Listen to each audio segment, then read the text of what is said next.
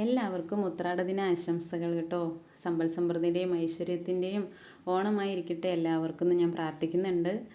അതുപോലെ തന്നെ നമ്മുടെ വീഡിയോസ് കാണുന്ന എല്ലാവർക്കും എല്ലാ അനുഗ്രഹങ്ങളും ദൈവം തരട്ടെ കേട്ടോ. അപ്പോൾ രാവിലെ ഒരു 4:30 ആയപ്പോഴേക്കും എണീറ്റു.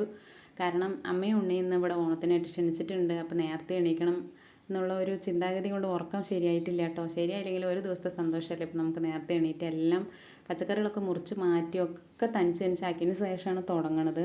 അപ്പോൾ ആദ്യം തന്നെ വറുത്തരച്ചുള്ള സാമ്പാർ തയ്യാറാക്കി, പുളിയിഞ്ചി തയ്യാറാക്കി. സാമ്പാർ തയ്യാറാക്കി കഴിഞ്ഞാൽ തന്നെ എൻ്റെ പകുതി ടെൻഷൻ കഴിഞ്ഞു കേട്ടോ.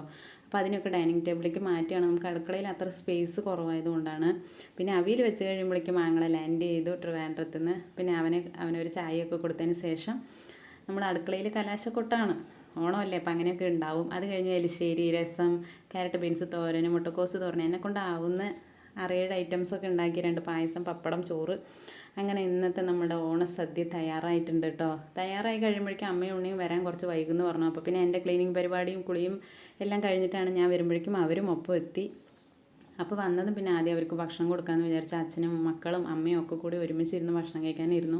അവർക്കൊക്കെ വിളമ്പി കൊടുത്ത് കഴിഞ്ഞിട്ട് ഞങ്ങൾ ഒരുമിച്ചിരിക്കാമെന്ന് വിചാരിച്ചു. പിന്നെയാണ് ഞാനും ഏട്ടനും ആങ്ങളെയും കൂടി ഇരുന്നത് കേട്ടോ. ഞങ്ങൾക്ക് വിളമ്പിത്തരാൻ അമ്മയും മോനുമാണ് ഇന്ന് ഉണ്ടായിരുന്നത്. ഇത്രയും വർഷത്തിനിടയിൽ ഈ ഒരു ഓണം ഉത്രാട ദിനത്തിൽ ആദ്യമായിട്ടാണ് കേട്ടോ ഇങ്ങനെ ആഘോഷിക്കുന്നത്. അപ്പോൾ ഭയങ്കര സന്തോഷമുണ്ടായിരുന്നു. ഇടയിൽ ഒരു സെൽഫി എടുക്കലും ചിരിയും തമാശയും എല്ലാം പറഞ്ഞ് ഞങ്ങൾ ഈ വർഷത്തെ ഓണം ആഘോഷിച്ചു. അപ്പോൾ നാളെ തിരുവോണമായിട്ട് നമുക്ക് വേറെ ചില പരിപാടികളുണ്ട്. അപ്പോൾ അതുകൊണ്ടാണ് ഇന്ന് നമ്മൾ ഉത്രാട ദിനത്തിൽ ആഘോഷിച്ചത് കേട്ടോ. അപ്പോൾ നമ്മുടെ വീഡിയോസ് ഇഷ്ടമാണെങ്കിൽ ലൈക്ക് ചെയ്യുക, സബ്സ്ക്രൈബ് ചെയ്യുക, സപ്പോർട്ട് ചെയ്യുക.